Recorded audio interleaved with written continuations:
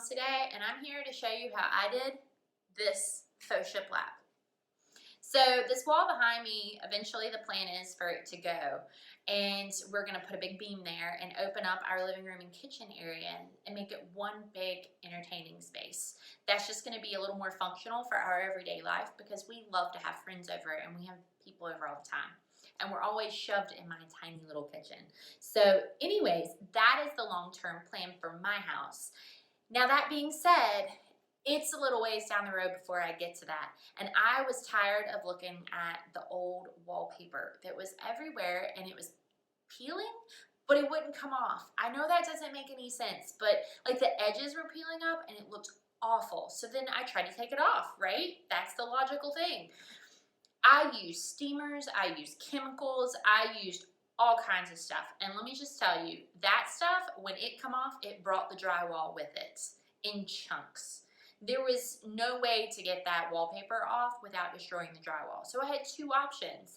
I could either go over top of it with a wall covering, or I could totally re-drywall it. And it didn't make sense to re-drywall a wall that was eventually gonna be gone anyways. So anyways, I did a lot of research and I came up with this really economical way to make it look beautiful again so that I don't mind looking at it in the meantime. It was really easy and it's totally doable and it was really cost effective. So I'm going to show and tell how I did it and give you a quick little DIY tutorial so that you can do it too. Now, a few notes as you go through the video. I take you to Lowe's with me. And you can go to Home Depot, they have all the same thing there, whatever's closest to you. So I went to Lowe's, and both Home Depot and Lowe's have a big cutting center at the back where the lumber is. If you go back there, they don't mind doing some cutting for you, which is great because I had a lot of 4x8 sheets of this plywood and I had them rip it down into 6-inch planks like you see behind me. And that saved me a lot of work when I got home. And especially like some of you ladies that don't do a whole lot of woodworking but think you want to do this, you can totally do this. Get them to rip that down for you so that you have a bunch of 6-inch planks, okay? And then that's going to be your quote-unquote boards of shiplap, okay? So then it's very little cutting from that point on. And if you don't feel comfortable, with the cutting, then maybe put the pieces up that don't have to be cut and get your husband to help you when he gets home from work. But it's very simple. It's very easy. You can totally do this, okay? So here we go. Keep watching and I'm going to show you how it's done. So here's a more close-up look at the shiplap.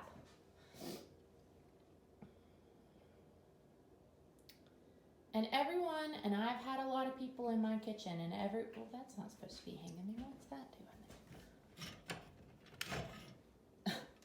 Leave it to me to have something random stuck somewhere during a video. But so everyone that I've had in the kitchen, and no one has guessed that that isn't real shiplap. Oh, big window. It goes all the way around my dining room. Well, I guess this is like a kitchen eat-in nook area. But so that's my shiplap. And if I didn't tell you, you would not be able to guess that that is actually plywood ripped down. And it costs very little to do this wall covering in this room. All right, guys, let me show you how I did it. All right, guys, we are here at Lowe's and we are on the hunt for some plywood sheathing. Now, don't get anything that looks like particle board. You want it to still have the right wood grain so it looks like real shiplap. But we don't want anything too thick because then it'll be too heavy and won't stay on the wall good. So we're looking through all this stuff and there's tons of different price ranges, but we want cheap because we're trying to stay on an economical budget. So here we go.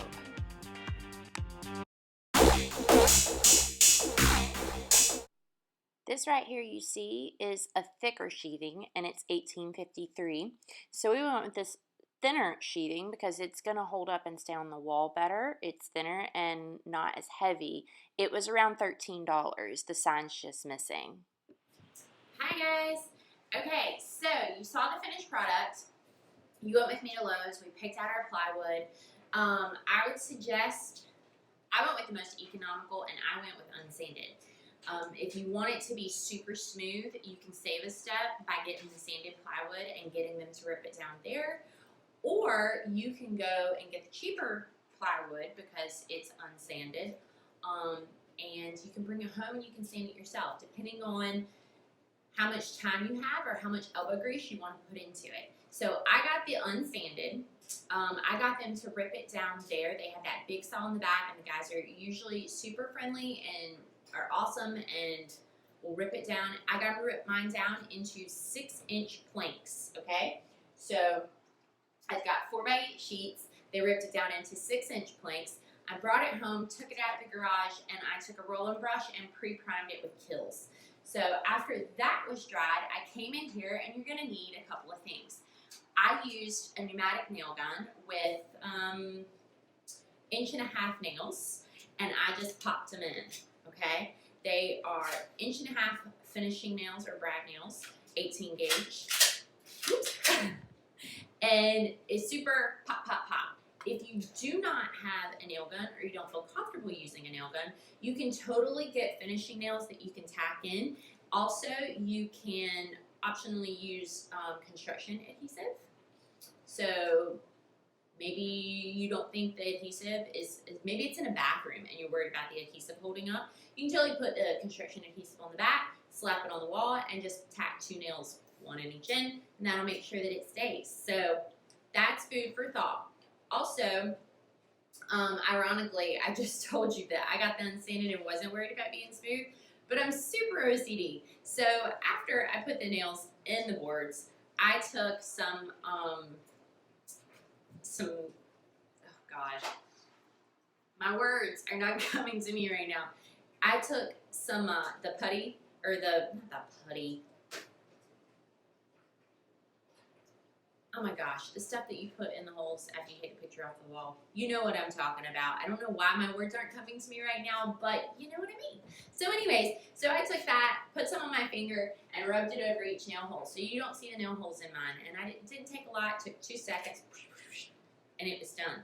So I went over mine one time with a sander, my planks, when I got them home before I primed them with my Kills out in the garage. Honestly, after I did it, I probably could have skipped that step because I wasn't worried about it being like super, super smooth because my home is rustic, but that's optional. If you want it smooth, you can take some time and really sand it down super smooth. But by the time I went over it with the Kills and the paint, it's not bad at all. It's just how I wanted it. I want it to look rustic. I want it to look like wood. I kind of still wanted that grain pattern to show through. I just didn't want it to be so rough that if I touched it or somebody rubbed up against it, that they were going to get a splinter. So mine turned out great. Probably could have even skipped the sanding step on most of the boards. Some of the boards are a little rougher, so when you're picking out your plywood, pay attention. Don't get the super rough. Like, pick through and get the boards you want. So that being said, those are options. You can go smoother, you can go rougher, totally up to you. But, so anyways, back to what I was saying. I had a nail gun and a nickel. This nickel is super important. So you want to leave the gaps in between each board to make it look like authentic shiplap. That's super important. But you want your gaps to be uniform so that, again, it looks like real shiplap. You want it to look authentic. So I take my nickel as I'm putting the boards up, and that's what I use as a spacer. So I put the board up, and I put the nickel there. I put the next board up and nail it, and then put the nickel. See what I'm saying? I just move the nickel around with me as I'm nailing and make sure the spaces and the gaps that I'm leaving in between each board are uniform. Okay, another tip and trick is as you're putting these pre-primed boards up on your wall, have some primer or the paint color of your choice with you, and as you're doing it, put one up, paint the wall behind it where the crack is going to be, especially if you're going over, say, maybe some darker wallpaper or anything like that, because once you get it up and you paint the boards, if it's a dark color behind there, it's going to show through. I was lucky, and wallpaper that I was going over for this particular wall was white already, so it wasn't a big deal. But you don't want a different color to shine through those cracks, okay? So, another tip and trick If you are doing a long wall like the one behind me, you're going to have joints where the boards meet end to end. Make sure you stagger those joints and they're not all in the same place, okay? It's really going to make the whole thing look more authentic. It's going to give a cleaner look to it. So just make sure that you take these joints like this and you stagger them. What else? You know, like if you're doing a small half bath or something like that, the chances are is that you're not even going to have joints. You can cut all your boards the same length and go all the way up. And that makes it even easier. You don't even have to worry about that. So we've got our boards up. We used our nickel and our nail gun to stick them up. We staggered our joints. And then all I did was pick my paint color. And at that point, I could just do one coat over with a roller and boom, I was done. Quick, easy, anybody can do it. It's a great DIY and I really like how it turned out. So that is my how-to for today, even though I can't talk. Sorry guys.